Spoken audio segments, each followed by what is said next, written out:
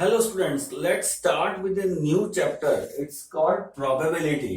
ये एक बहुत इंटरेस्टिंग चैप्टर है, बहुत इंपॉर्टेंट भी है। इंपॉर्टेंट अभी इसलिए नहीं कि हमको अभी इस चैप्टर में हम इस क्लास में काम आने वाला है, बल्कि इसलिए इंपॉर्टेंट है कि ये प्रोबेबिलिटी हमको हायर क्लासेस में भी काम आएगी और even in the competitive exams ये प्रोबेबिलिटी हमको तब भी ये हमारे तो कॉम्पिटिटिव एग्जाम्स में भी आने वाली है। ओके, तो यहाँ पे सिर्फ बहुत सिंपल दिया है, सिर्फ एक फॉर्मूला पे बेस्ड हमको क्वेश्चंस दिए हुए हैं। सारे क्वेश्चंस एक ही फॉर्मूला से सॉल्व हो जाएंगे, मगर यहाँ हमको अपने इस प्रोबेबिलिटी चैप्टर के बेस को समझ लेना होगा। बेस बनाने के लिए ये चैप्टर यहाँ ऐसा दिया हुआ है।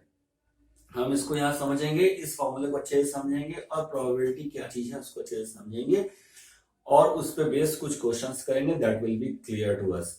ठीक है, ठीक है। तो सबसे पहले हम समझते हैं व्हाट इज प्रोबेबिलिटी, होता क्या है probability.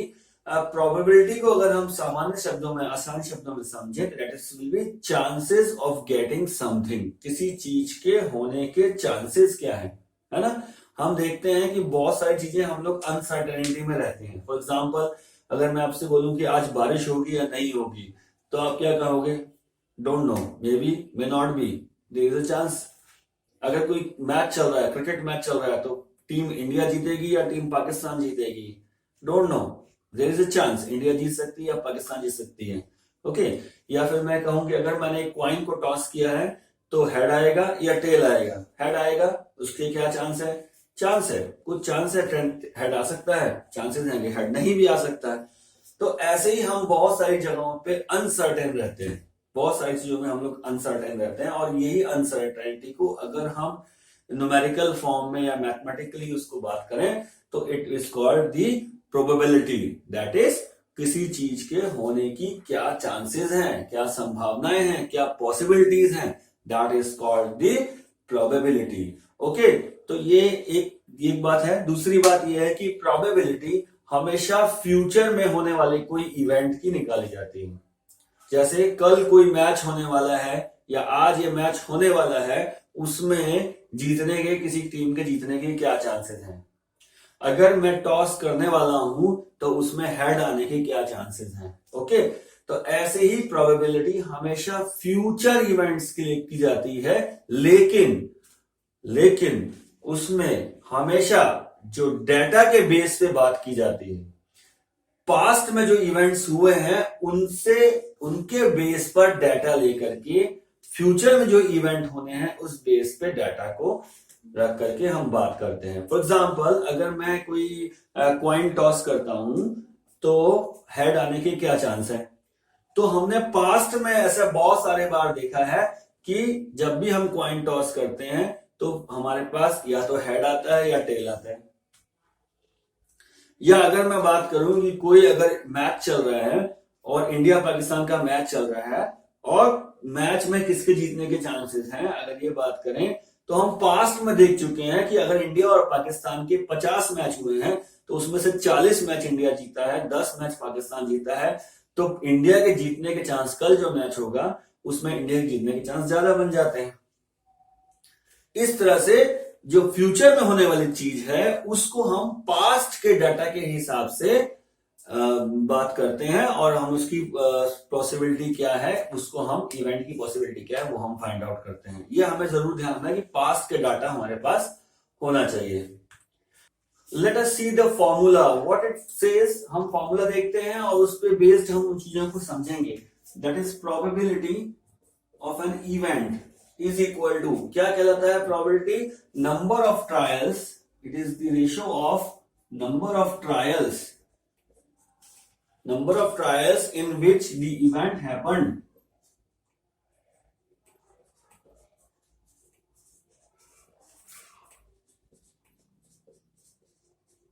Okay, upon total number of trials, upon the total number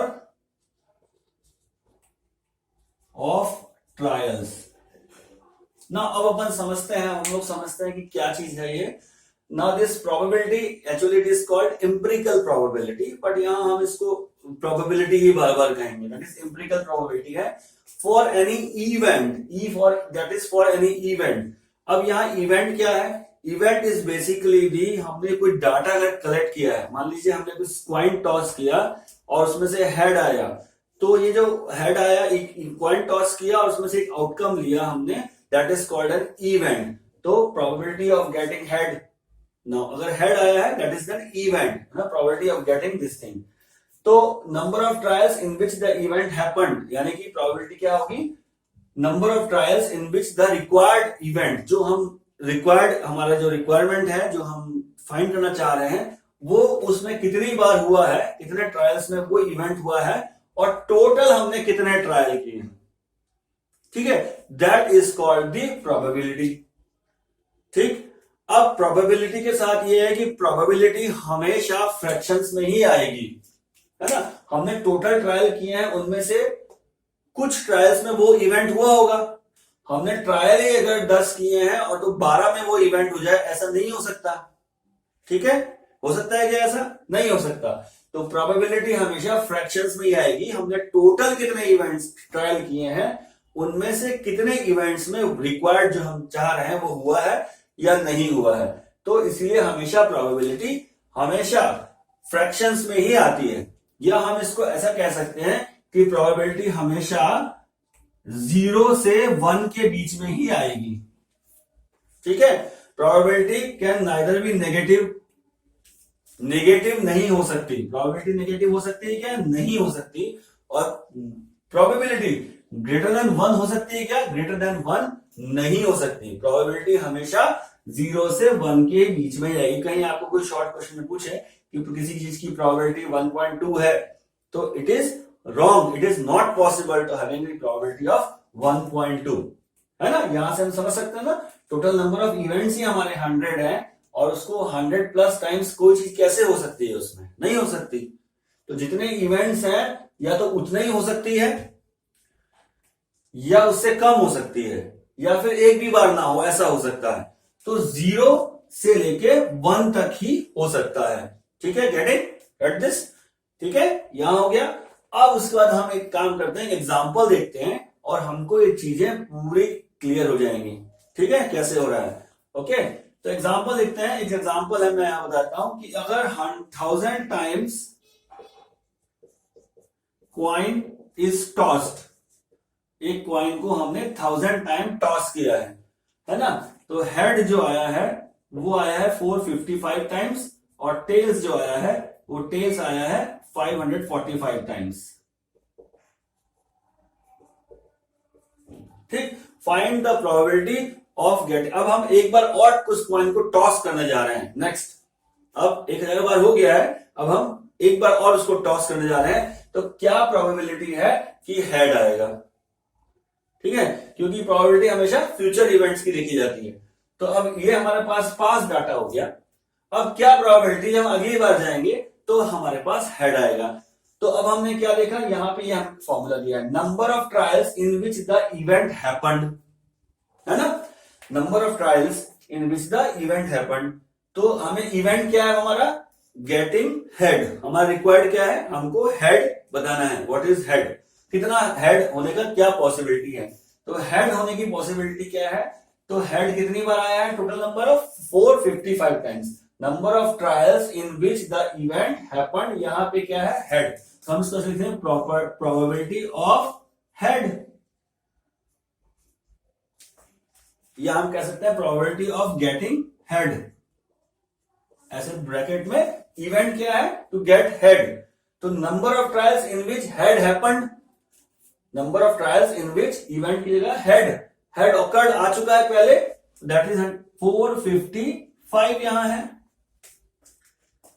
ठीक है, 455। और टोटल नंबर ऑफ ट्रायल्स कितने लिए ले चुके हैं हम पास्ट में? अभी हम जो नया लेने वाले हैं उसकी बात नहीं करें, हम पास्ट में ले चुके हैं, दैट इज 1000। तो इसकी प्रोबेबिलिटी क्या हो गई? That is 0.455। सिमिलरली अगर हमें कहा जाए कि प्रोबेबिलिटी ऑफ फाइंडिंग टेल्स, जब हम अगली बार जो कर रहे हैं, 1001 भी बार जो कर रहे हैं, तो उसमें हमारे पास टेल्स आ जाए, उसकी क्या प्रोबेबिलिटी है? तो प्रोबेबिलिटी ऑफ टेल्स, क्या प्रोबेबिलिटी है? Total number of trials in which tailed occur, जहां पे टेल्स हुआ हो, ऐसे कितने हैं? That is 545। और the total number of trials that is 1000. 545.545 is the probability of occurring tails. ठीक है. अब यहां एक बात है कि probability of getting head plus probability of getting tails, अगर हम इन दोनों को सम कर दें that will come out to be 1. तो प्रोबेबिलिटी, जितनी भी प्रोबेबिलिटीज आएंगी सब जगह पे, उन सबको अगर हम सम करते हैं तो वो ऑलवेज इक्वल टू 1. ये भी आप ध्यान रख सकते हैं, ये किसी शॉर्ट क्वेश्चन में पूछा जा सकता है. If probability of getting head is given to us, find the probability of getting tails. है ना, बशर्ते कि कॉइन जो है ना हेड है ना टेल है, ऐसे सीधे चक्कर खड़ा ना हो जाए. ऐसा नहीं है. बट तो प्रोबेबिलिटी ऑफ गेटिंग हेड, तो ऐसा क्वेश्चन कभी आ सकता है जिसमें आप प्रोबेबिलिटी ऑफ गेटिंग हेड दिया है और प्रोबेबिलिटी ऑफ गेटिंग टेल्स पूछ लिया जाए आपसे. तो PH plus PT is equal to 1, provided कि ये कोई टॉस खराब नहीं हुआ हो, कोई टॉस गड़बड़ नहीं हुआ हो. ठीक है. तो दिस इज, ये इस तरह से भी कुछ शॉर्ट क्वेश्चंस हमारे बन सकते हैं. ठीक. This is all about probabilities. यही है खाली. अब हमको कुछ क्वेश्चंस करेंगे तो हमको चीजें बिल्कुल क्लियर होती जाएंगी कि क्या है और ये कितने इजीली हम इसको सॉल्व कर सकते हैं.